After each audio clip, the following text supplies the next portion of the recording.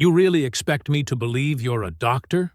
The officer let out a short, mocking laugh as he yanked Elijah Reed's car door open and grabbed him by the collar, dragging him out like his words meant nothing. The hospital ID around Elijah's neck slapped against his chest, completely ignored. "Out of the car! Now!" The shove came hard and sudden, sending Elijah stumbling before he slipped and hit the pavement. Pain shot through his shoulder as a knee drove into his back, pinning him there. "Elijah! BP's crashing. We're losing her!" Rosa's voice burst from the phone lying just inches from his outstretched hand, still connected to the operating room waiting for him. The officer glanced at it and scoffed. "Hear that? Nice story. Anything to get out of a ticket." Elijah clenched his jaw, his hands steady against the ground, and somewhere across town, the woman fighting for her life had a last name that would change everything. Before continuing, comment where in the world you are watching from and make sure to subscribe, because tomorrow's story is one you can't miss. The evening had settled into a rare moment of peace. Doctor. Elijah Reed sank deeper into his favorite armchair, his shoulders finally relaxing after 16 hours in surgery. The soft lamplight and the sound of rain beginning to tap against the windows made him feel the full weight of his exhaustion. Naomi sat across from him, reading glasses perched on her nose as she reviewed student files from her last semester as principal. She glanced up and smiled. "You should eat something before you fall asleep right there." I know. Elijah's eyes were already closing. "Just give me 5 minutes." His phone erupted with its distinct emergency ringtone. Both of them froze, knowing what that sound meant. Elijah reached for it immediately, professional instincts cutting through his fatigue. "Dr. Reed." His voice was clear and focused. "Doctor, this is Rosa Delgado at St. Catherine's." The charge nurse's tone carried immediate urgency. "We have a critical vascular case incoming. Massive internal bleeding from what looks like a ruptured thoracic aneurysm. Dr. Williams is stuck in Baltimore due to weather delays." Elijah sat up straight, every trace of exhaustion gone. "What's the patient's status?" "BP's dropping fast." Or, Team 1 is assembling, but we need you. You're the only one within reach with enough experience in thoracic repair. Patient will be here in 10 minutes. Start full trauma protocol, Elijah instructed, already moving. Type and cross for at least 6 units. Get fresh frozen plasma ready. I want full imaging pulled up before I arrive. He grabbed his jacket from the hook by the door. Naomi was already holding out his hospital ID badge. Their eyes met, decades of understanding passing between them. "Order dopamine and have it standing by," he continued to Rosa while checking his pockets for keys. "Start broad-spectrum antibiotics. Monitor for signs of cardiac tamponade." "Yes, doctor. How long until you can get here?" Elijah calculated quickly. 15 minutes if traffic cooperates. "The rain's getting worse." "The patient may not have 15 minutes. Rosa's voice was tight with concern. "Keep them stable. I'm leaving now." He ended the call and turned to Naomi. "I have to go," she said firmly. "Just be careful in this weather." He nodded, already dialing back to the hospital as he headed for the door. The rain was coming down harder now, drumming against the porch roof. Rosa picked up immediately. "Put me on speaker in the OR, Elijah instructed, jogging to his car. "I want to walk the team through prep while I drive." He slid behind the wheel of his Mercedes, the leather seat still holding warmth from his drive home. The engine purred to life as Rosa's voice came back, now with the distinct echo of the operating room's acoustics. "You're on speaker, Dr. Reed. Team's assembling now. Listen up," he projected his voice clearly, while pulling out of the driveway. "This is a complex thoracic repair under extreme pressure. I need everything ready the moment I walk in. Anesthesia team, start your assessment immediately. I want all monitoring lines in place before I arrive." He heard voices acknowledging as he turned onto the main road. The streetlights gleamed off the wet pavement, creating halos in the darkness. His windshield wipers beat a steady rhythm. "Blood bank," he continued. "I want 6 units minimum standing by. Set up the rapid infuser. Imaging team, get me current films the second they're available. We need to know exactly what we're dealing with." "BP's still dropping," a voice reported in the background. "Down to 8250. "Start pressers," Elijah ordered, taking a corner with careful speed. "Small bolus of phenylephrine while you're getting the dopamine drip ready. Watch for rebound." The familiar focus of crisis response settled over him. This was where he lived, in the space between life and death, where precision and speed made all the difference. He'd performed hundreds of emergency thoracic repairs over his career. Each one was different, but the fundamental principles remained the same. Control the bleeding, repair the damage, keep the patient alive. Through the speaker, he could hear the organized chaos of his team preparing, the clatter of instruments, the beep of monitors, the rapid-fire communication of professionals who knew their roles. He'd trained many of them himself over the years. "Rosa, what's the patient's age and medical history?" "Female, late 50s. History of hypertension. No other major issues in the file." Elijah processed this as he navigated through the thickening rain. The wipers could barely keep up now. He leaned forward slightly, eyes fixed on the road ahead, where reflections of distant emergency lights flickered against the wet streets. "Start gathering consent forms," he instructed. "We'll need family authorization for additional procedures if complications arise, and make sure—" A police siren wailed in the distance. Elijah checked his speedometer, aware he was pushing the limit, but knowing every second counted. The OR team was working furiously to buy him time, but some repairs couldn't wait. If the aneurysm had fully ruptured, the patient's survival would depend on how quickly he could reach her. He pressed the accelerator a little harder, hands steady on the wheel, as his headlights cut through the rain. The hospital was still 10 minutes away under normal conditions. In this weather, with a life hanging in the balance, those minutes would feel like hours. Dr. Elijah Reed pressed steadily through the rain-slicked streets, his Mercedes cutting through sheets of water while his hands remained firm on the wheel. Through the car's speaker system, Rosa's voice crackled with updates from the operating room. "Blood pressure's hovering at 80/45, Doctor," Rosa reported. "We've started the pressers." "Good.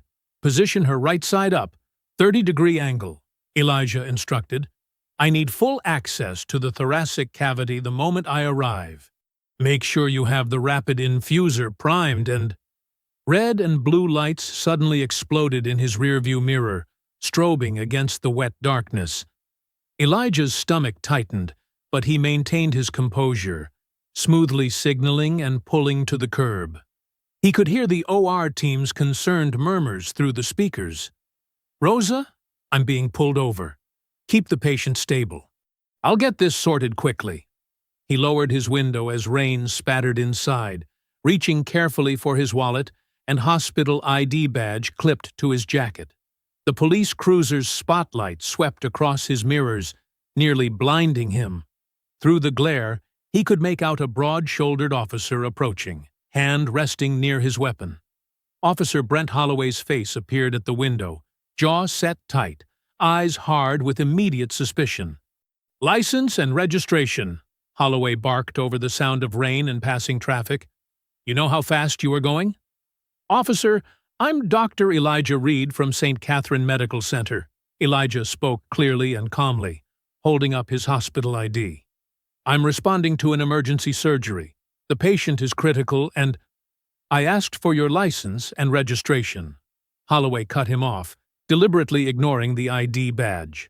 "And whose car is this?" "This is my car, officer. I'm reaching for my documents now." Elijah moved slowly, acutely aware of Holloway's hand still hovering near his weapon. "But please, there's a woman dying on my operating table. You can verify with the hospital or dispatch." Holloway's laugh was sharp and dismissive. "Right. Everyone's got an emergency when they get caught." Nice ride for a hospital worker, though. He swept his flashlight across the leather interior. How'd you afford something like this? I'm the chief of trauma surgery, Elijah replied, keeping his voice steady despite the growing urgency in his chest. Through the speakers, he could hear the OR team working. Please, officer, call the hospital. They'll confirm everything I'm telling you. Sure they will. Holloway's tone dripped with sarcasm. He leaned closer to the window, rain running down his face. You know how many people try to play doctor with fake IDs? Step out of the vehicle. Officer, I'm begging you to verify my credentials. Every minute matters right now. Elijah tried to keep the desperation from his voice, but the knowledge of his patient's declining condition weighed heavily. Boy, when I tell you to step out, you step out. Holloway's voice turned hard. More cars were slowing now, headlights illuminating the scene through the rain. Unless you've got something to hide. The word boy hung in the air between them, its meaning unmistakable. Elijah felt the familiar cold weight in his stomach, the one that came with watching decades of professional accomplishment dissolve in the face of predetermined judgment. My hospital ID is right here, Elijah said, fighting to maintain his professional tone. My medical license is in my wallet. I can show you. All I see is someone in an expensive car, he probably can't explain, trying to talk his way out of a ticket. Holloway stepped back slightly, his hand now firmly on his weapon. Last chance. Exit the vehicle. Through the speakers, Elijah heard Rosa's voice. BP's dropping again, doctor. We need you here. Officer, please. Elijah tried one more time, gesturing toward his dashboard. My credentials are right there in my phone case. I can prove everything I'm saying if you'll just… The moment his hand moved toward the dashboard, Holloway yanked the car door open with violent force. Rain poured in as the officer's face contorted with manufactured anger. Out! Now! Hands where I can see them! The order boomed over the sound of rain and passing traffic. Elijah could see phones being raised in nearby cars, recording what was unfolding. His surgical team was still listening, witnessing his humiliation in real time. Everything he had built over his career, his reputation, his dignity, his authority, was crumbling in the space of minutes, washed away by the rain and one officer's refusal to see him as anything but a threat. I'm complying, Elijah said clearly, wanting the growing audience to hear his rationality. But I need you to understand there is a critical patient waiting for emergency surgery. Save the stories, Holloway growled. Get out of the car. Now.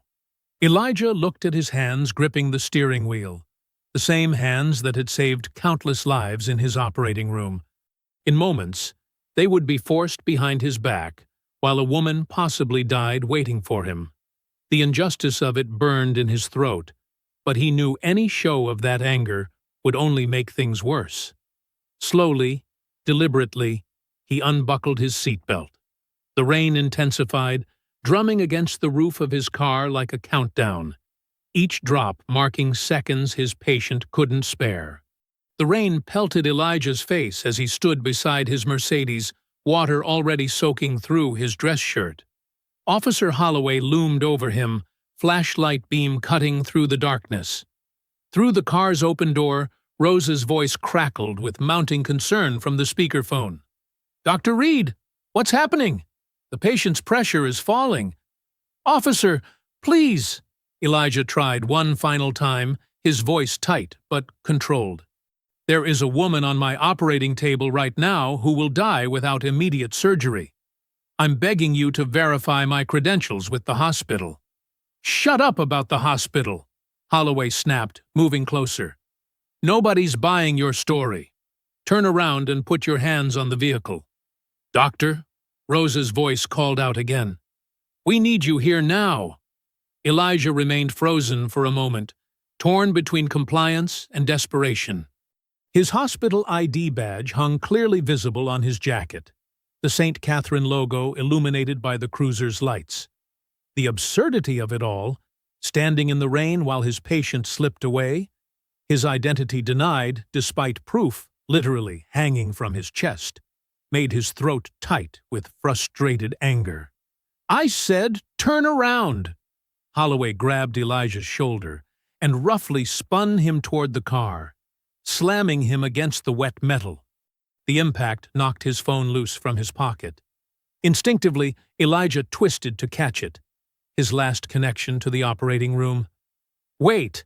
My phone! Stop resisting!" Holloway roared. In one violent motion, he swept Elijah's legs and drove him face first toward the pavement. Elijah's cheek hit the wet asphalt hard. Before he could speak, Holloway's knee crashed into his back, driving the air from his lungs.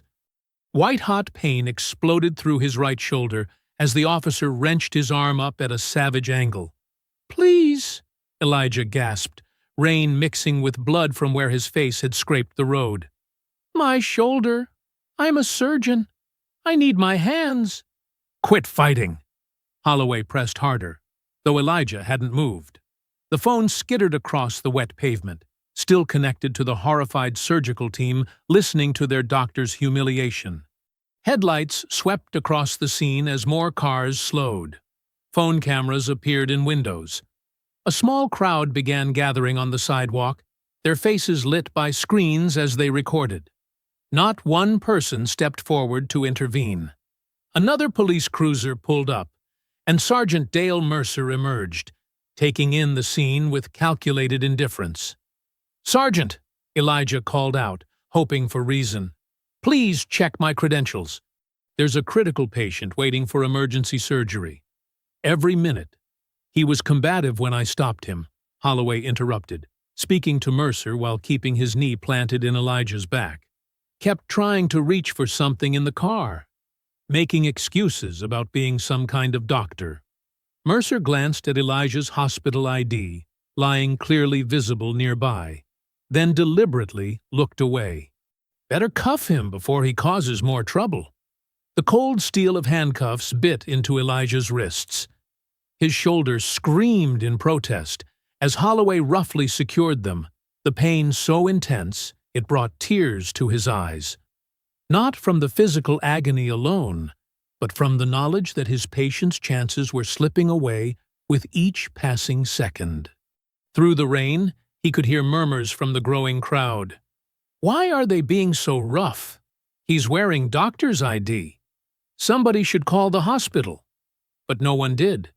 They just watched and filmed as Elijah, chief of trauma surgery, save of countless lives, lay handcuffed in a puddle while his patient waited for hands that wouldn't come. "My credentials are right there," Elijah said, his voice hoarse but dignified, even as rain ran down his face. "My hospital ID, my medical license, my surgical credentials, just check them, please." "You can save the performance," Mercer replied coldly.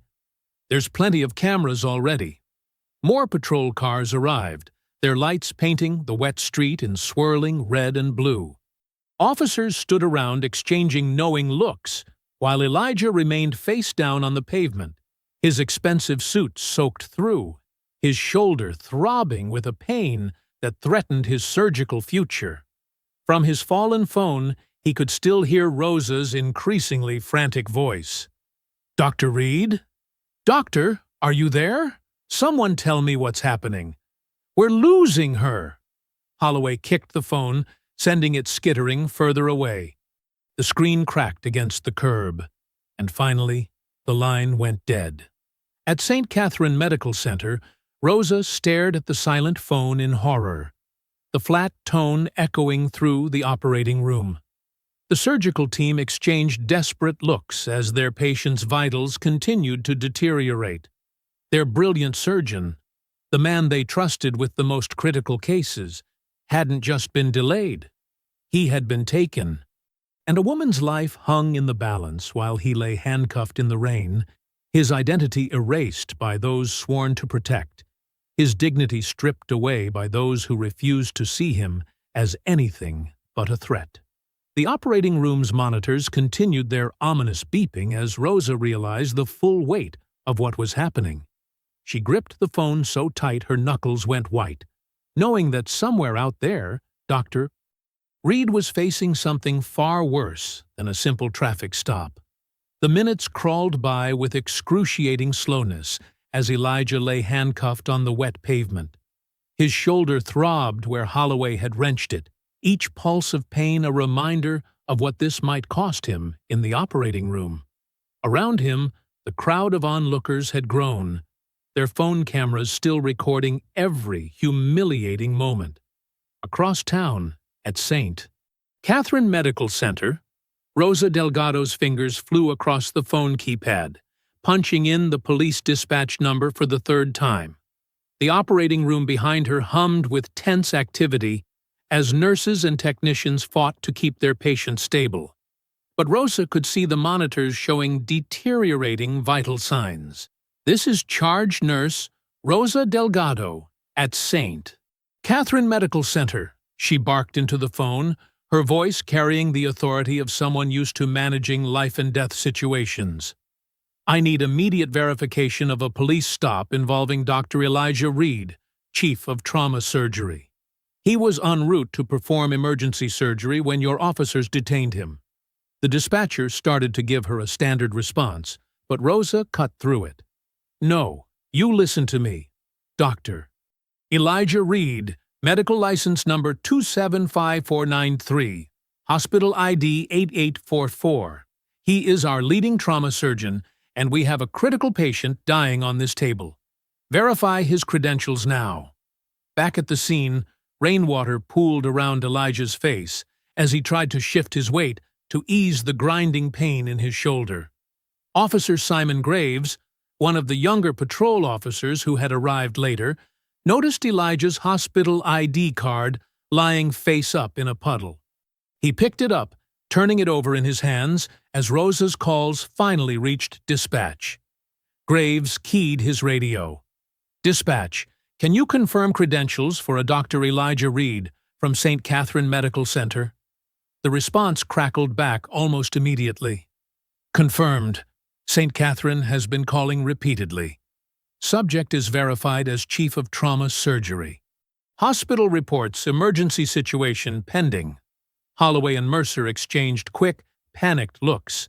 The crowd had heard the radio exchange, and phones were still recording.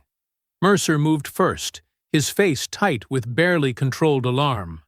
"Remove those cuffs," he ordered sharply, trying to sound authoritative rather than defensive. "Now." Holloway fumbled with the handcuff key, his earlier arrogance replaced by barely concealed fear as he realized the magnitude of their mistake. The cuffs clicked open, and Elijah slowly pushed himself up from the wet pavement, his right arm held stiffly against his side. "You're free to go," Mercer announced flatly, as if they'd just finished a routine traffic stop. No apology, no offer of assistance, no acknowledgement of what they'd done. His only concern now was damage control. Elijah's suit was soaked and filthy, streaked with road grime and spots of blood where his face had scraped the asphalt. He didn't waste breath arguing or demanding justice. There was no time. His patient needed him. He retrieved his cracked phone from the gutter and limped to his car, each movement sending fresh waves of pain through his abused shoulder. The crowd parted silently as he passed, their cameras still rolling. Some looked ashamed for not speaking up sooner. Others glared at the officers who now stood awkwardly by their cruisers, trying to appear busy with paperwork. Neither Holloway nor Mercer offered to escort him to the hospital. They didn't even watch as he carefully eased himself into the driver's seat, his right arm nearly useless. Their only priority now was protecting themselves, discussing in low voices how to frame their report. Elijah's hands shook as he started the engine. The adrenaline surging through his system helped dim the pain, but he knew his shoulder was seriously injured. He forced himself to focus on what mattered: his patient, the surgery, the life hanging in the balance. The drive to St. Catherine felt endless. Every bump sent spikes of agony through his shoulder. His wet clothes clung uncomfortably, and his face stung where it had been pressed into the pavement. But he pushed it all aside, mentally reviewing the procedure ahead, determining how to compensate for his injured arm. Finally, the hospital's emergency entrance came into view. Rosa was already running out to meet him, her face drawn with worry. She took one look at his condition: the mud-stained suit, the way he held his arm, the scrape on his cheek, and her expression hardened with fury. "Dr. Reed," she said, helping him from the car, "the patient is prepped and waiting. But there's something you need to know." She paused, then delivered the words that would change everything. "The patient is Evelyn Vance, Police Chief Harold Vance's wife." The fluorescent lights buzzed overhead as Elijah rushed through the secured corridor, his wet shoes squeaking against the polished floor. Rosa matched his pace, rattling off vital signs and updates, while other staff members stared at his disheveled appearance. "BP's dropping, Dr. Reed. We're transfusing the third unit, but she's still losing ground," Rosa reported, her voice tight with urgency. "And there's something else. The patient is Evelyn Vance, Chief Vance's wife. Ruptured thoracic aneurysm, just like we feared." Elijah absorbed this information without breaking stride. His shoulders screamed in protest as he pushed through the double doors leading to the surgical suite. The pain threatened to overwhelm him, but decades of training kicked in. He forced everything else away: the arrest, the humiliation, the injury, and focused solely on the life hanging in the balance. "Get me Dr. Torres for assist," he ordered, wincing as he started scrubbing. "And page anesthesia for additional support. We'll need perfect pressure control." Rosa noticed his stiff movements. "Your shoulder." "We'll have to wait," Elijah cut her off. He scrubbed harder, ignoring how each movement sent daggers of pain down his arm. "Get me a pressure dressing and some lidocaine. I'll manage." The operating room was already prepped, instruments gleaming under harsh lights. As the surgical team helped him gown and glove, Elijah caught glimpses of his reflection in the steel cabinets. Rain-soaked hair, a darkening bruise on his cheekbone, mud still clinging to his neck. He looked more like an assault victim than a surgeon. But when he stepped up to the table, none of that mattered. Evelyn Vance lay unconscious before him, her vital signs growing more unstable by the minute. The monitor's shrill beeping warned of dropping pressure. "10 blade!" he called out, his voice steady despite everything. His hands remained rock solid as he made the initial incision. This was his element, where nothing existed except the patient and the precise movements that meant survival. In the waiting area, Chief Harold Vance burst through the doors, still in his dress uniform from an evening function. His face was ashen as hospital staff directed him to the surgical waiting room. He paced restlessly, demanding updates every few minutes. Back in the OR, Elijah worked with mechanical precision, adapting his technique to protect his injured shoulder. When his right arm trembled from strain, he adjusted his stance and relied more heavily on his left.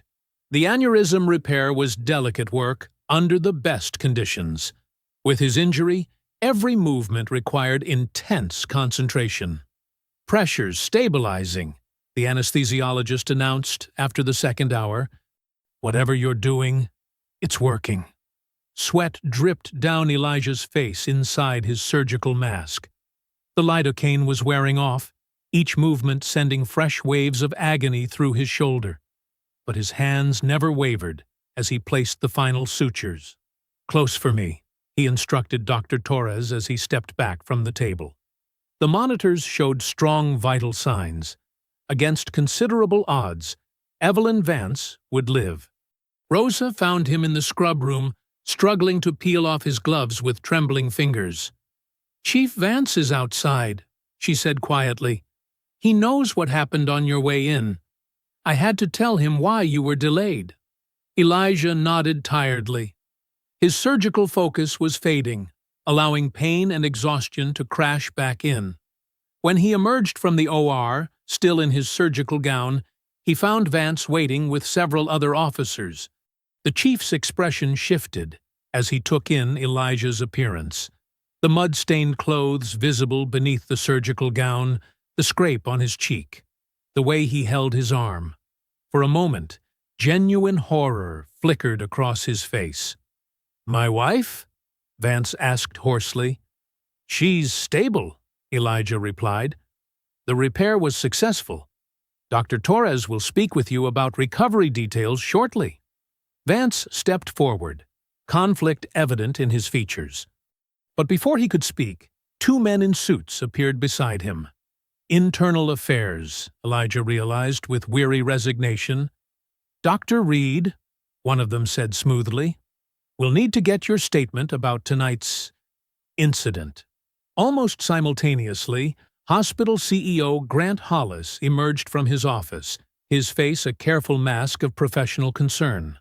"Dr. Reed, let's discuss this in private. We need to handle this situation appropriately." The word "situation" hung in the air like smoke. Elijah saw the machinery of damage control grinding into motion. The quick sideways glances, the carefully chosen words, the subtle pressure already building. Hollis guided him toward the administrative offices, away from the gathering crowd of curious staff. His tone was precisely calibrated to sound sympathetic, while conveying an unmistakable warning. "Before anything goes public, we should review exactly what happened. The hospital has certain protocols for incidents involving law enforcement." Dawn was breaking outside the windows, painting the sky in shades of gray.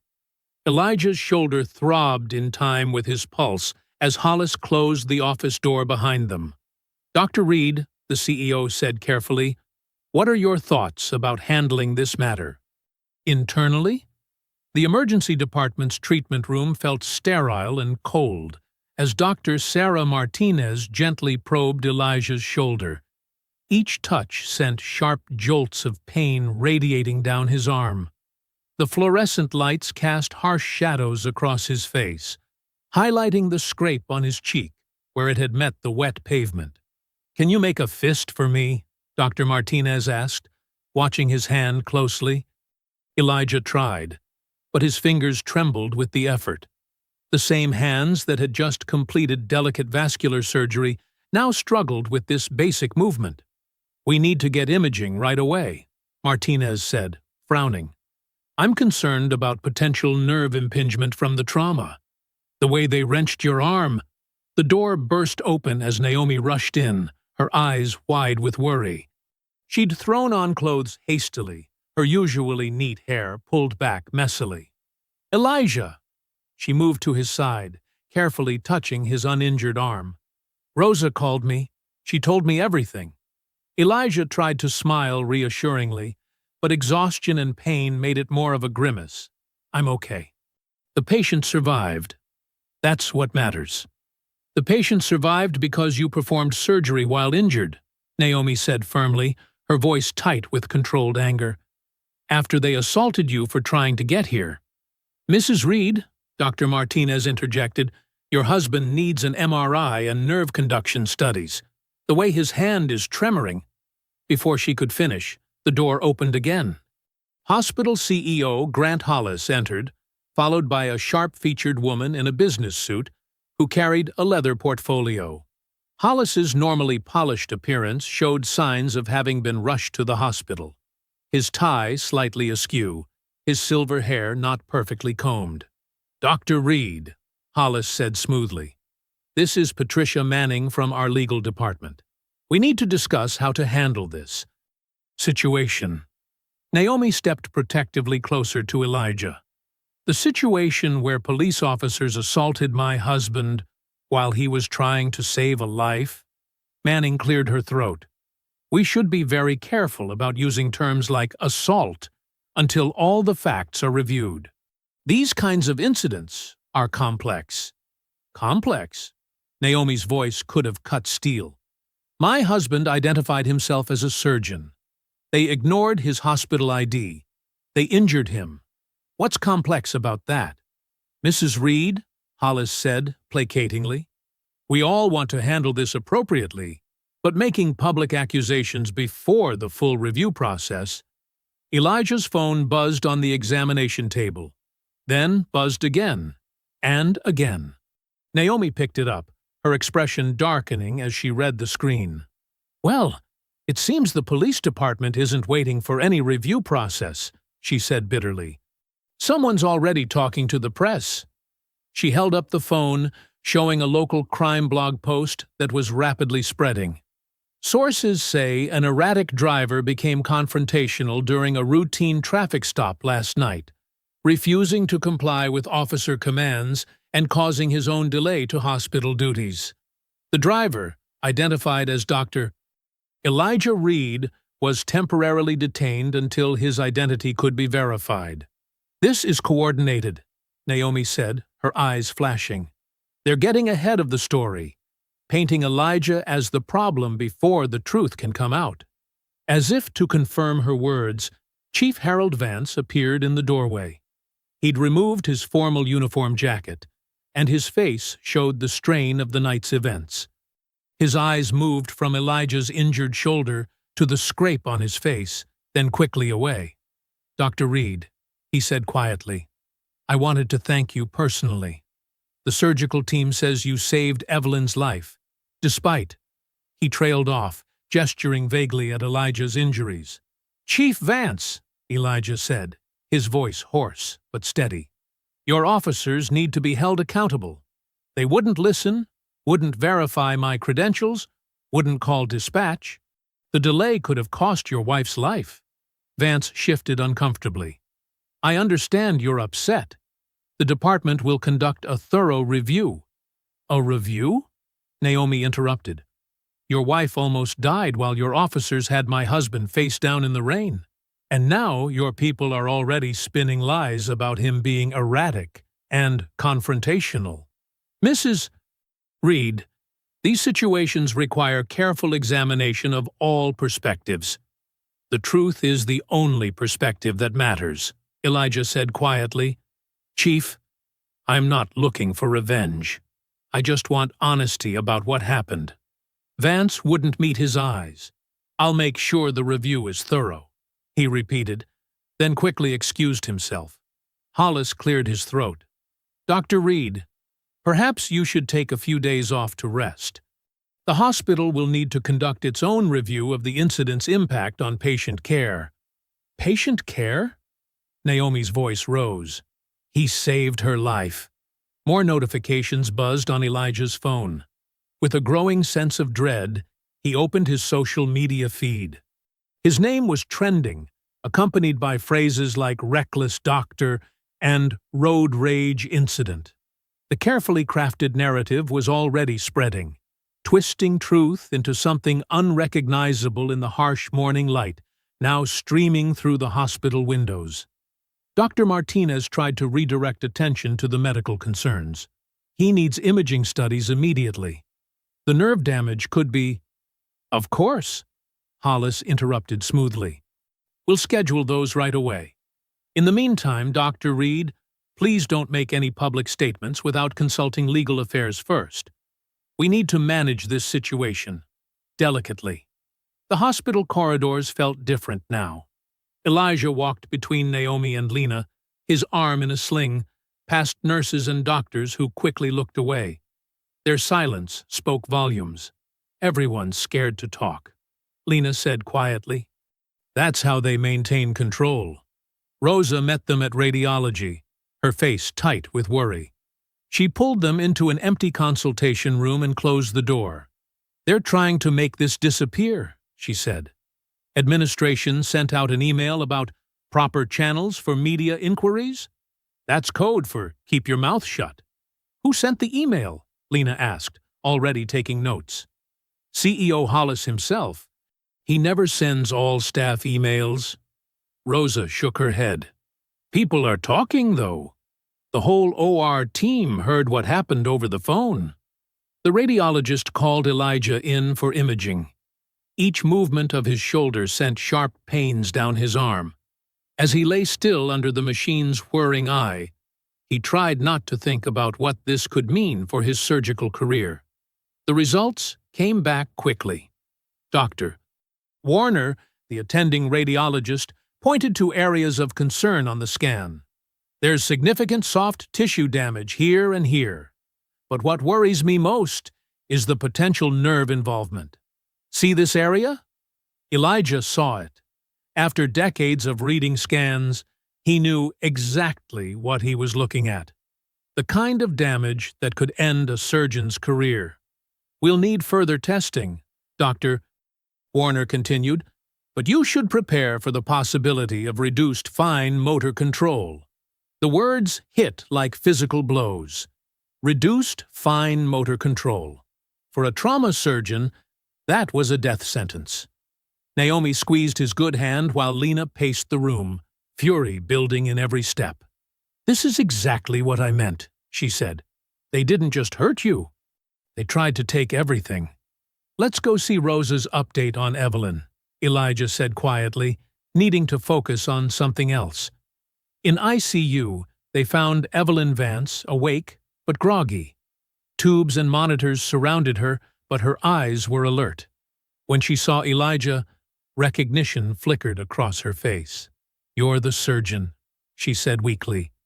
"I remember your voice, before everything went dark." "Yes, Mrs. Vance, I'm Dr. Reed." They said. There was a delay. Something about police? Her voice was scratchy but determined. Before Elijah could answer, Chief Vance entered the room. He stopped short at seeing them all there.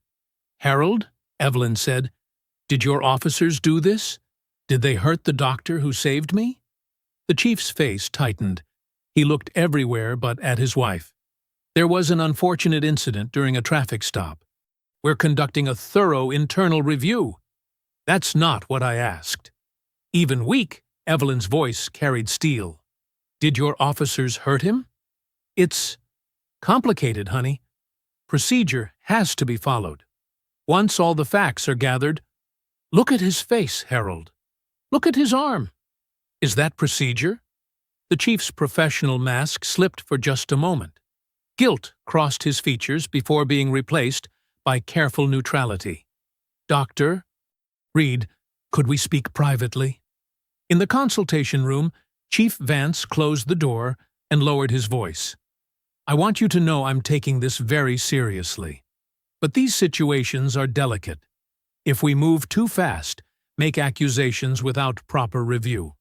"With all due respect," Lena cut in, "there's nothing delicate about what happened. Your officers assaulted a surgeon racing to save your wife, and I'm grateful he saved her. But we have processes. Processes designed to protect the department, not find truth," Lena said. The chief's jaw tightened. "I'm trying to handle this internally. Keep it from becoming a media circus. If you'll just be patient." "Patient?" Naomi's quiet voice carried more weight than Lena's anger. "While you handle it internally, someone is already handling the story externally, painting my husband as reckless and aggressive. Is that part of your process too? I can't control what reporters, but you can control your officers' statements, the leaks, the narrative being built." Naomi held his gaze. "You're asking for patience while allowing your department to destroy my husband's reputation." Before Vance could respond, Lena's phone buzzed. She looked at the screen, and her expression darkened. "Speaking of narrative control," she said, turning the phone so they could all see, "the department just released selective body cam footage, starting after Dad was already out of the car. The timestamp showed only the final moments. Elijah already pressed against the vehicle, Holloway claiming he was resisting. Everything before that point, everything that would show the true escalation, had been cut." The Reed family's living room felt too small, too confined, as they watched the body cam footage for the third time. On screen, a rain-soaked Elijah stood against his car, face twisted in pain. The clip started there, conveniently missing everything that came before. "Look how they edited this," Lena said, leaning forward. "No context. Just you looking upset, and Holloway claiming you're not complying." Elijah sat rigid on the couch, his injured arm cradled against his chest. The pain medication barely touched the throbbing in his shoulder. But the physical discomfort was nothing compared to watching himself become a carefully crafted villain in real time. Naomi's phone buzzed again, the 10th message in as many minutes. "Another colleague asking if you're okay," she said quietly. Though some of these messages feel more like people checking for gossip than showing real concern. Online comments scrolled beneath news articles sharing the clip. If he was really rushing to save someone, why get confrontational with police? One read. Another, "Typical entitled doctor who thinks rules don't apply to him. They don't even mention you actually saved her," Lena muttered, furiously taking notes. Or that the patient was the chief's wife. Just, "Doctor claims he was headed to emergency surgery." Elijah's phone lit up with a message from Rosa. "Everyone in OR is furious. Nurses want to speak up, but admin is watching like hawks." Hollis called emergency department head meeting. As if on cue, an email arrived from the hospital administration. Elijah read it aloud, his voice flat. "In light of recent events, and to ensure proper recovery time, Dr. Reed is being placed on temporary medical leave, effective immediately. This standard precautionary measure," Lena cut in. "That's rich.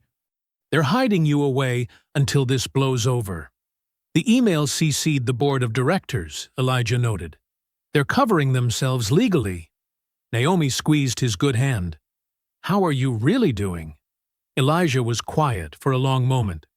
"You know what keeps hitting me? 25 years at that hospital. Thousands of surgeries. Countless nights and weekends dropped everything to save lives. But none of that mattered to Holloway. One look at my face, and he decided what I was. That's exactly why we need to fight this," Lena said, spreading papers across the coffee table. "I'm building a timeline. Dispatch calls, surgery records, social media posts, everything. Look, your first call with Rosa was 11:42 p.m. Traffic stop started at 11:57 p.m. First bystander video posted at 12:03 a.m. More messages poured in as local news stations picked up the story. Comments sections filled with debate. Some defended Elijah, but others questioned his attitude and reckless driving. "They're trying to make this about your behavior instead of theirs," Naomi observed. Rosa sent another update. 3 nurses ready to give statements about what we heard on phone. Hollis indirectly threatened write-ups for unauthorized media contact. But something else was happening too. Community members began sharing their own stories on social media. A black business owner described being handcuffed outside his own store. A woman recalled officers refusing to believe she lived in her neighborhood. A medical student shared being stopped 3 times in 1 month driving to rotations. "This is bigger than one night," Lena said, adding screenshots to her growing file. "You're just the most visible example of what happens constantly." Elijah watched another news segment loop the body cam clip. "They keep showing me angry, but not what made me angry. The public sees the reaction without the cause." "Classic tactic," Lena replied. "Control the starting point, control the narrative." Naomi studied her husband's face. "What would you have done differently?"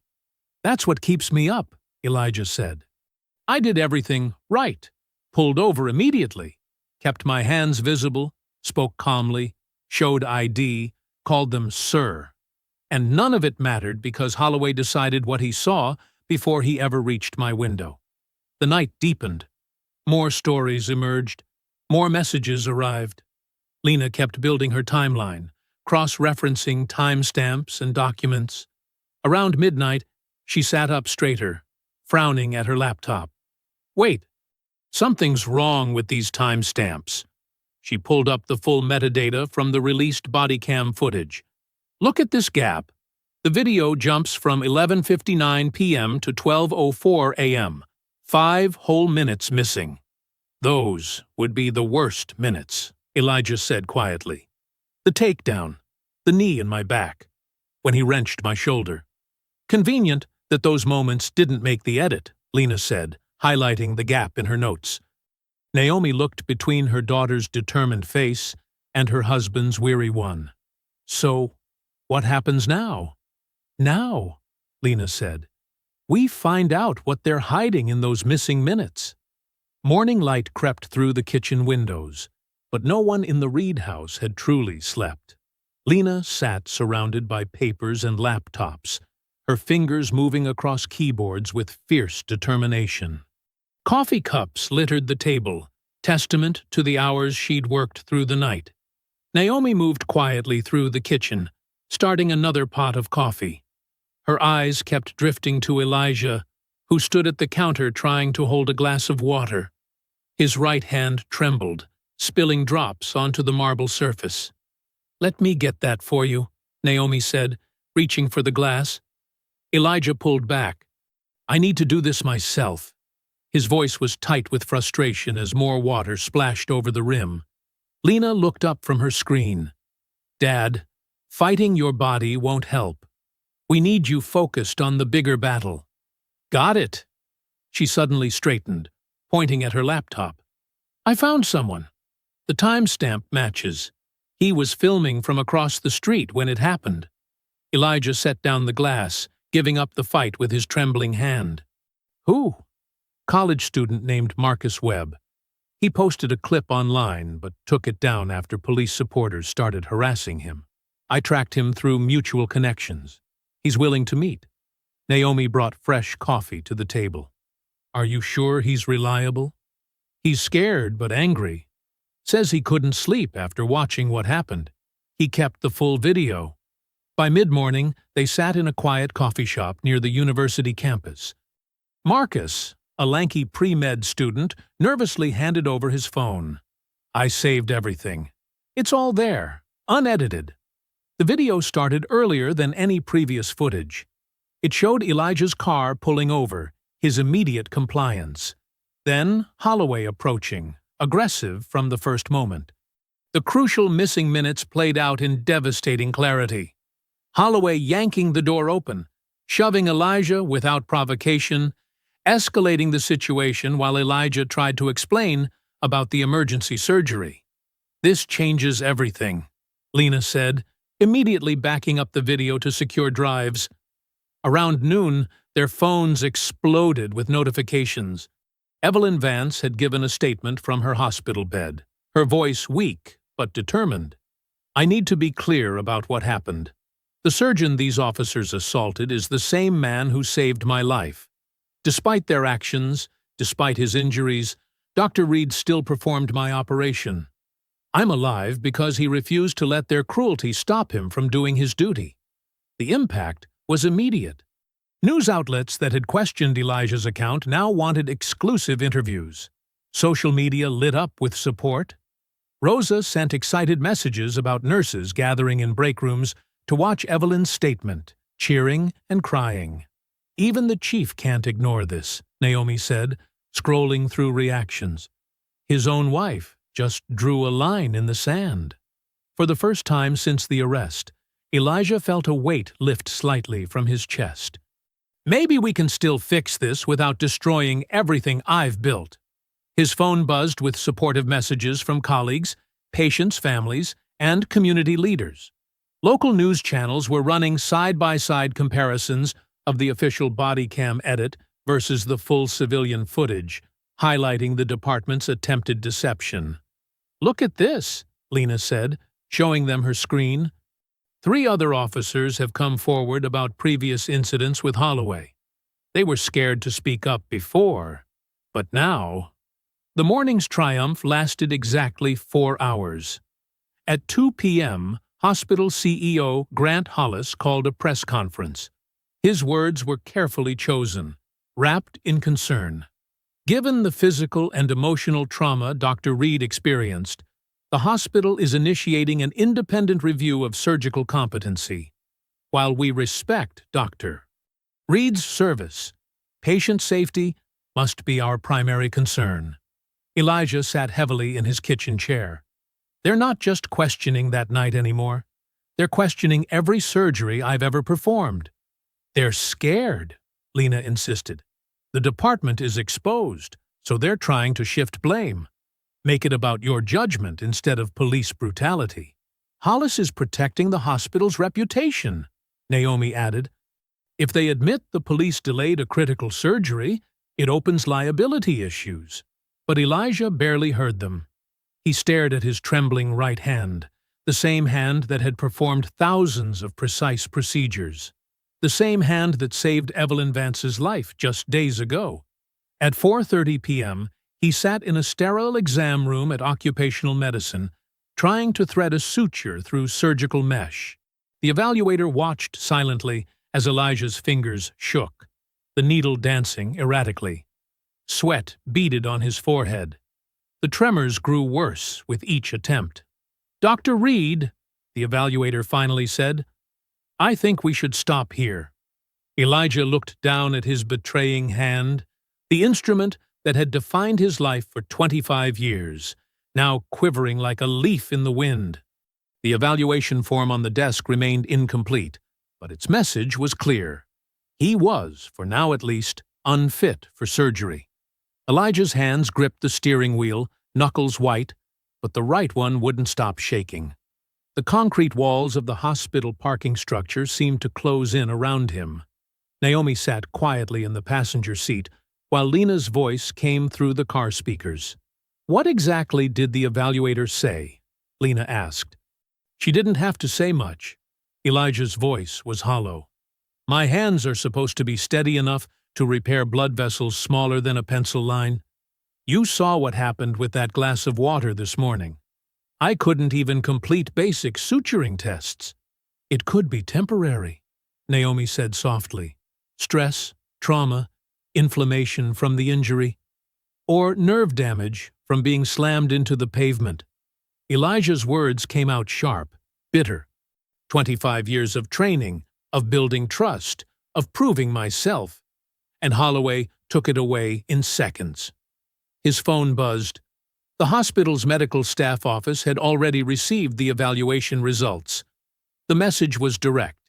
Effective immediately, he was barred from all surgical procedures pending comprehensive review. Naomi read the message over his shoulder. They didn't even wait 24 hours. "They're scared," Lena said.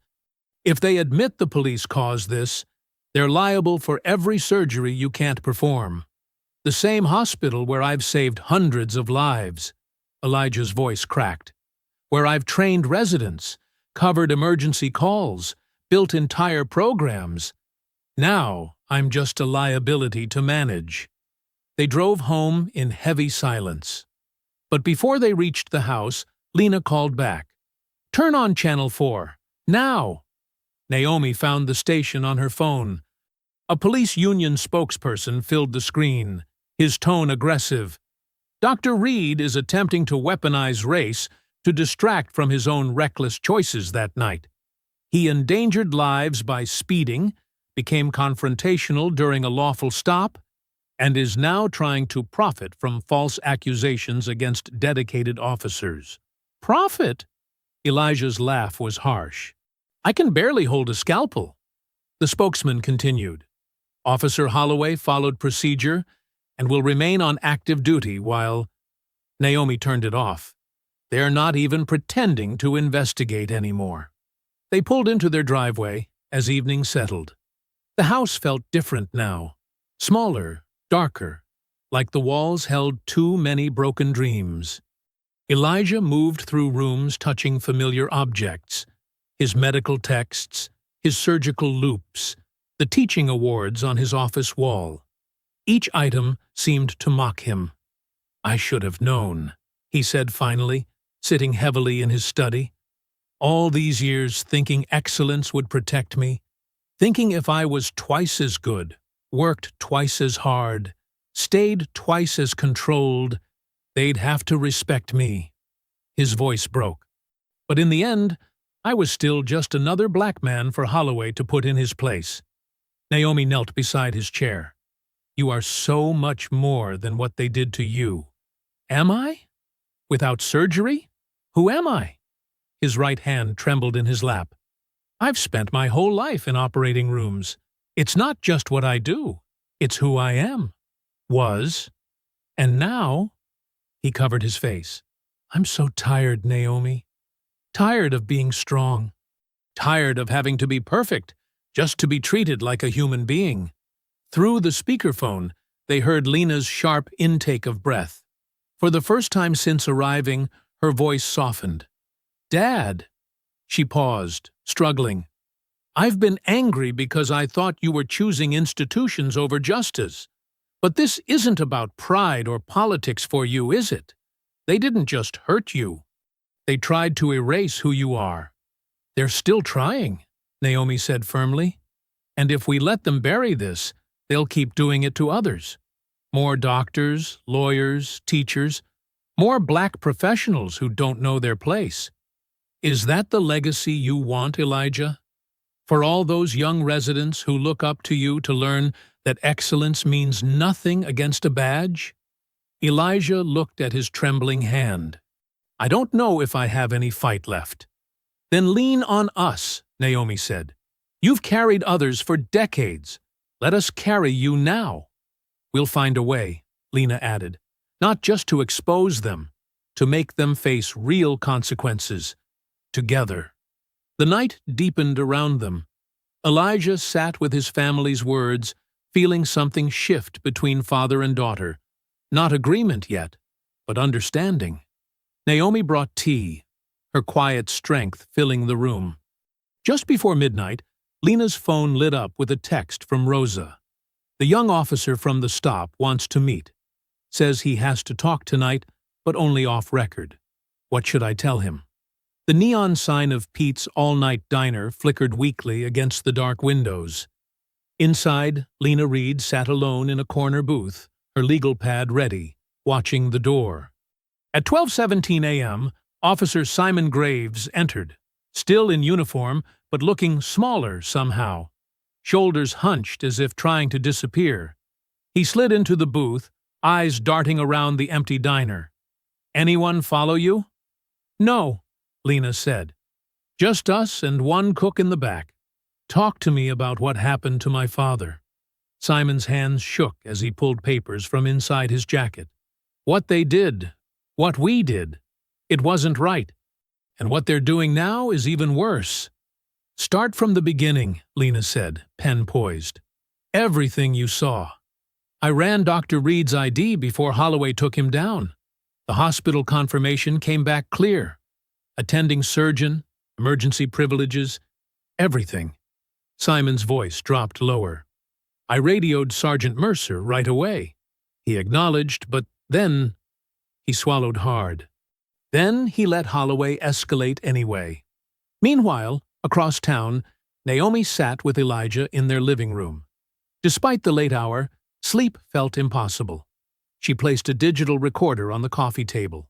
Tell me everything you remember, she said gently. Every detail matters now. Elijah closed his eyes, his right hand trembling slightly in his lap. The rain was steady. I had Rosa on Bluetooth, going through pre-op protocols. When I saw the lights, I pulled over immediately. Back at the diner, Simon spread out documents. Dispatch logs, radio transcripts, screenshots of the original incident report. Look at the timestamps, he said, pointing. This first report shows my ID verification at 11:42 p.m. But the final version they submitted? That time's been pushed back almost 15 minutes after the takedown. They're trying to hide that we knew who he was before any force was used. Lena's pen moved rapidly across her legal pad. Who altered it? Mercer ordered the changes himself, said it was clarifying the sequence of events. Simon's disgust was evident, but I kept copies of everything. I knew this wasn't right. Why come forward now? Lena studied him carefully. Because I became a cop to help people. What they did to your father, that was about power, not protection.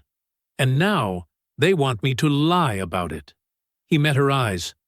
"I can't sleep, can't look at my badge the same way." In the Reed home, Elijah's voice grew stronger as he recounted details into the recorder. "Holloway kept calling me boy, kept asking if the car was really mine. When I reached for my hospital ID, he yanked me out so fast my shoulder." He paused, rubbing his arm. "I can still feel the knee in my back, the handcuffs cutting in." Naomi touched his hand. "Keep going. Every word builds the truth." Near 3 a.m., Lena returned home clutching a manila envelope full of evidence. She spread everything across the dining room table.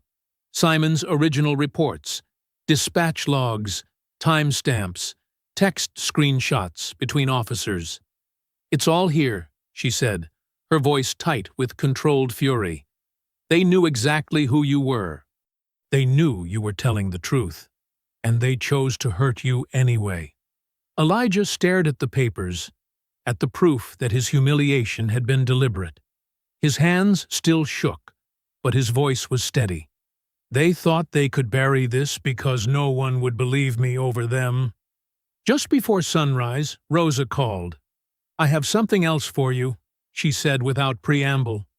"I saved the audio from my calls with dispatch that night, including the exact time I told them Dr. Reed was our emergency surgeon heading in for a critical case." She paused. "It's time-stamped. They can't claim they didn't know." Naomi watched understanding spread across Elijah's face. The truth no longer depended on anyone's word against the police. It was documented, time-stamped, preserved in multiple sources. "When I was on that wet pavement," he said slowly, "I felt utterly powerless. Like nothing I'd achieved mattered against their badges and guns. But now," he touched the papers, the transcripts, the audio files. "Now we have something they can't take away or twist." The sun rose over their neighborhood as Lena organized the evidence into clear timelines. Elijah watched her work, seeing not just his daughter's legal skill, but her fierce commitment to justice. "I'm ready," he said finally, "to tell everything. To fight publicly." As morning light filled the kitchen, Naomi's phone rang. The caller ID showed an unfamiliar number. "Mrs. Reed?" The voice was tired but determined. "This is Evelyn Vance. I need to speak with Dr. Reed in person before this goes to the city council." "What happened to him? What my husband's officers did? I want to look him in the eye when I tell him I won't let them bury this." The private recovery room was hushed, except for the steady beep of monitors. Evelyn Vance lay propped up against white pillows, her face pale, but her eyes sharp and focused. When Elijah entered with Naomi and Lena, she immediately reached out her hand. "Dr. Reed," she said softly, "please sit close where I can see you properly." Elijah took the chair beside her bed, noting the surgical dressing visible beneath her hospital gown. Evidence of his work that terrible night. His shoulder throbbed in its sling, a constant reminder of what had delayed him. "I need you to understand something," Evelyn continued. "Every breath I take now is because of you. Every moment I have left with my children and grandchildren exists because you refuse to give up, even after what they did to you." Naomi stood behind Elijah's chair, one hand resting protectively on his good shoulder. Lena remained near the door, her legal pad ready but silent for now. "What my husband's officers did," Evelyn's voice trembled with controlled anger. "It wasn't just wrong. It was part of a pattern they've ignored for years. Officer Holloway especially." She shifted carefully against her pillows. "There have been other complaints against him. Excessive force, racial profiling, escalating routine stops into confrontations. The department knew. Harold knew. But they buried the reports, transferred the officers who spoke up, protected their own at all costs. "How many complaints?" Lena asked quietly from her position by the door. "At least 6 formal ones I know of. Probably more that never made it to paper." Evelyn's mouth tightened. Harold would come home upset about liability issues and department morale, never about the actual people being hurt. The door opened and Chief Harold Vance entered, his face dropping when he saw all 3 Reeds present. "Evelyn, honey, you need rest. This can wait." "No, Harold, it can't." Evelyn's voice cut through his careful tone. "I almost died while your officer had Dr. Reed face down in the rain, because they saw a black man in an expensive car and decided their power mattered more than my life." Harold's politician's mask slipped for a moment. "The situation is complex." "Stop it!" Evelyn's words were like ice. "There's nothing complex about it. They assaulted an innocent man who was racing to save me. Then you helped cover it up, because protecting bad officers matters more to you than truth or justice. We're conducting a thorough review." They knew he was a doctor before they touched him. They had confirmation from dispatch. And they hurt him anyway. Evelyn turned back to Elijah. "I won't let them bury this. I won't let them pretend it was just a misunderstanding or a training issue." Harold stepped closer to the bed. "Evelyn, please think about what you're saying. The department failed." She didn't even look at her husband. "It failed Dr. Reed. It failed every other person those officers have hurt. And you failed me by choosing your badge over basic human decency." Naomi's hand tightened on Elijah's shoulder. He could feel the tension radiating through the room. "I will testify," Evelyn said firmly. "At the city council, to the press, wherever needed. I'll tell them exactly what happened. How Dr. Reed saved my life after your officers assaulted him. How the department tried to smear him instead of admitting wrong. How you chose damage control over truth." Harold's face had gone gray. "This could end my career." "And that matters more to you than justice?" Evelyn's voice cracked slightly. "Than doing what's right?" The chief had no answer. He stood frozen, caught between his wife's moral clarity and his own compromised position. "Ms. Vance," Lena said, stepping forward, "we have documentation proving officer misconduct and subsequent cover-up attempts. Your testimony would add crucial weight to forcing a public hearing instead of a closed review." "Good." Evelyn's eyes never left her husband's face. "The public deserves to know exactly what kind of department you're running, Harold. The kind that would rather destroy a good man's reputation than admit its officers were wrong." Elijah spoke for the first time since entering. "Mrs. Vance, you don't have to." "Yes, I do." She reached for his hand. "Because next time, the person they stop might die waiting for help. Next time, there might not be someone as skilled as you to save them after being brutalized. This has to stop." Harold turned and walked out without another word. Evelyn watched him go, pain visible in her eyes, but determination unchanged. "Lena," she said, "please contact whoever you need to. I want to make a formal statement as soon as possible." Lena was already texting community leaders and reporters she trusted. "We can force an emergency public hearing with this. Your testimony combined with our evidence, they won't be able to hide behind internal reviews anymore." Naomi helped Evelyn adjust her pillows. "Are you sure you're strong enough for this?" "I'm alive because your husband was strong enough to perform surgery after being assaulted," Evelyn replied. "The least I can do is be strong enough to tell the truth about what happened to him." Outside in the hospital corridor, they could hear phones beginning to buzz and ring as news spread that Chief Vance's wife intended to testify against his department. By early afternoon, camera crews were already gathering outside City Hall, waiting for official confirmation of an emergency hearing. Elijah watched the growing media presence through the hospital window, his shoulder aching but his spirit strengthening. For the first time since that rainy night, He felt the balance of power beginning to shift. Morning light streamed through City Hall's high windows as Elijah entered the packed chamber. His arm still hung in its sling, a visible reminder of that rainy night. Naomi walked beside him, her hand steady on his back. Lena strode ahead, carrying files and a laptop, while Rosa and Simon followed close behind. Evelyn Vance moved carefully with them, still recovering but determined.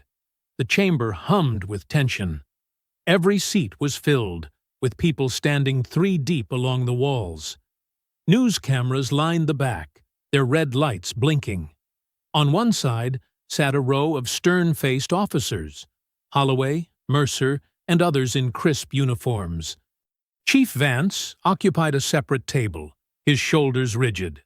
Council members filled the raised platform at the front. The council president's gavel cracked against wood, bringing the room to silence. "This emergency hearing," she announced, "will address the arrest of Dr. Elijah Reed and subsequent departmental actions. Ms. Reed, you may proceed." Lena rose smoothly, her heels clicking against marble as she approached the projection screen. "I'll begin with civilian video footage captured during the arrest." The footage played in stark clarity. Unlike the edited body cam teaser, this showed everything: Holloway's immediate aggression, the brutal takedown, Elijah's face hitting wet pavement. Gasps echoed through the chamber.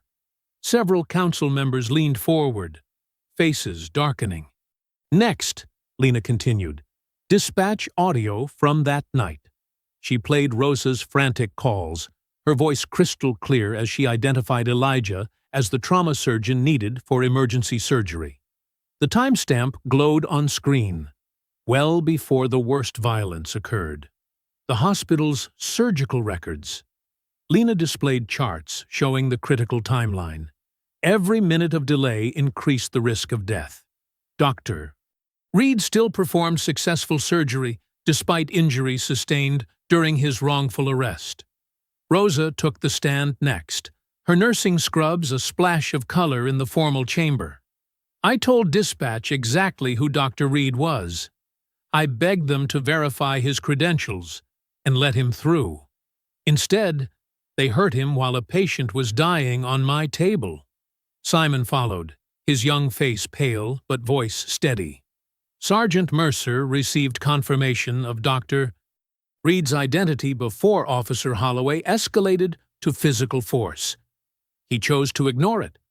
Later, we were instructed to adjust our report timestamps." Lena displayed the metadata analysis. These documents prove systematic alterations to official records after the fact. This was not merely a mistake. It was an orchestrated attempt to bury misconduct. Evelyn's testimony cut through the technical details with raw emotion. "I woke up and learned the surgeon who saved my life had been assaulted by my husband's officers on his way to help me. Then I watched that same department try to destroy his reputation rather than admit wrong." Harold Vance spoke next, trying to maintain his measured tone. "The department takes all allegations seriously." "When did you learn Dr. Reed was the surgeon who saved your wife?" Lena interrupted. "That morning, but—" "And did you correct the false narrative being spread about him?" "The situation required careful review. Yes or no, Chief Vance? Did you allow your department to smear Dr. Reed's character after learning he had saved your wife's life?" Vance's polish cracked. "We had procedures to follow." "Procedures that protected abusive officers while punishing their victim," Lena pressed. "Procedures that valued department reputation over truth and justice." Finally, Holloway took the stand. His contempt showed immediately in his posture, in the curl of his lip. "Dr. Reed was driving recklessly. Below the speed of your own officers responding to routine calls," Lena countered. "Try again." "He was aggressive. The video shows you initiated physical contact. Would you like to watch it again?" Holloway's face flushed dark red. "He needed to learn." "Learn what, Officer Holloway?" Lena's voice could have cut steel. "Learn his place? Learn that his credentials, His success, his desperate rush to save a life meant nothing once you decided he looked suspicious? You people always think you're special, Holloway snapped. Think you're above the law just because… You people? Lena pounced. Please clarify that statement, officer. The chamber erupted. Council members started talking all at once. Holloway realized his mistake too late, tried to backtrack, but his mask had slipped. His real face, arrogant, bigoted, unrepentant, was visible to every camera. The council president's gavel cracked repeatedly. Order! This chamber will have order! But the damage was done. Reporters were already typing furiously on phones. Spectators muttered in disgust. Even other officers shifted uncomfortably away from Holloway. Lena gathered her materials with deliberate calm. I believe the evidence speaks for itself. We have proof of excessive force, false reporting, coordinated cover-up attempts, and clear racial bias. We demand immediate termination of Officers Holloway and Mercer, and Chief Vance's resignation. As the session adjourned, reporters swarmed forward shouting questions. Camera flashes strobed through the chamber. Council members huddled in urgent discussion. Motions were already being drafted, careers ending in real time. Elijah sat quietly through the chaos, Naomi's hand still steady on his shoulder. The truth was finally out, documented and undeniable, playing on every screen in the city. The marble halls of City Hall echoed with urgent footsteps as evening settled over the city. Elijah sat with Naomi and Lena in a private conference room, watching breaking news unfold on a mounted television. Outside, protesters filled the streets, their chants for justice carrying through thick windows. Officer Holloway has been terminated effective immediately, the news anchor announced. Criminal charges are pending for assault, falsifying official records, and civil rights violations. Lena's phone buzzed constantly with updates from contacts inside the department. Mercer's suspension just came through, she reported, scanning messages. They're building a case against him for the cover-up. His pension's gone. Naomi squeezed Elijah's good hand. His shoulder still ached, but something tight in his chest had finally loosened. You were right, he told his daughter softly. The truth needed daylight. More news poured in as night fell.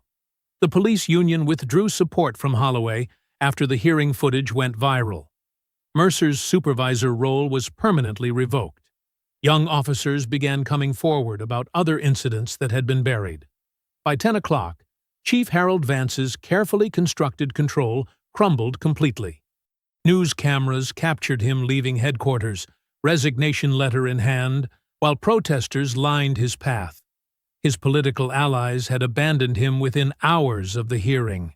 The system only protects its own until it becomes too costly, Lena observed, watching Vance's departure. Shortly before midnight, the hospital board convened an emergency session. By morning, they announced CEO Grant Hollis had been removed for failure of leadership. His replacement issued an immediate public apology to Elijah, acknowledging the hospital's role in enabling injustice. The next weeks passed in a blur of purpose. Elijah began intensive physical therapy, working to restore strength and precision to his injured shoulder. The tremor in his hand slowly improved with specialized exercises. Naomi drove him to every appointment, while Lena coordinated with prosecutors building cases against Holloway and Mercer. Small movements first, his therapist advised, guiding him through careful finger exercises. Build the foundation back gradually.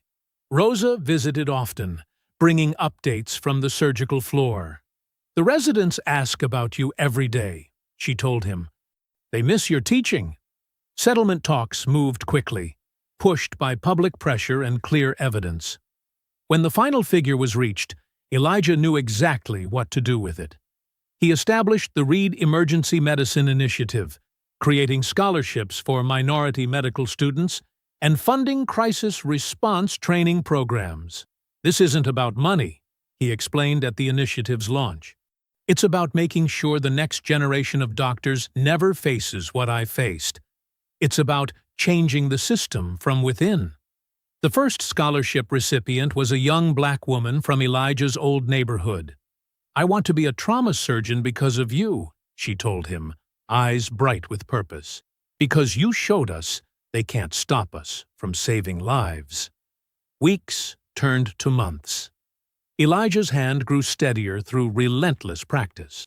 He spent hours doing microsurgery exercises, rebuilding the precise control that had defined his career.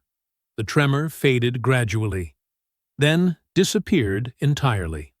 Finally, on a clear autumn morning, Elijah stood in the surgical prep room at St. Catherine's, carefully scrubbing his hands.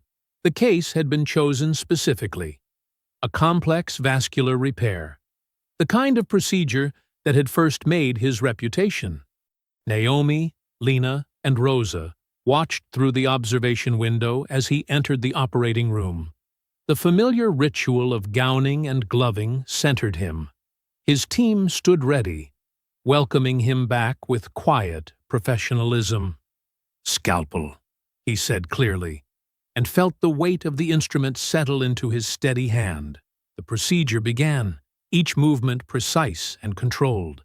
Through the glass, his family watched his shoulders relax as he found his rhythm again. Hours passed in focused silence. Elijah's hands remained rock steady, muscle memory and skill flowing naturally. When the final suture was placed, he stepped back and nodded to his team. They all knew what this moment meant. "Close for me," he instructed his resident. He stripped off his gloves, flexing fingers that had healed stronger than before. As he pushed through the OR doors into the bright hospital corridor, Naomi was waiting with tears in her eyes. "Welcome back," she whispered, embracing him. Lena smiled from beside her. "You did it, Dad. You showed them all." Rosa appeared with his white coat. "The OR hasn't been the same without you, Doctor." Elijah shrugged into the coat, straightening his shoulders. Through the windows, he could see his city gleaming in the afternoon sun.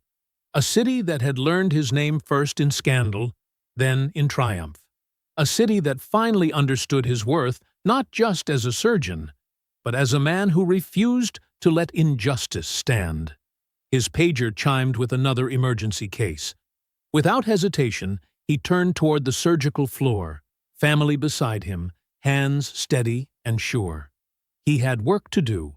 If you enjoyed the story, leave a like to support my channel and subscribe so that you do not miss out on the next one. On the screen, I have picked 2 special stories just for you. Have a wonderful day.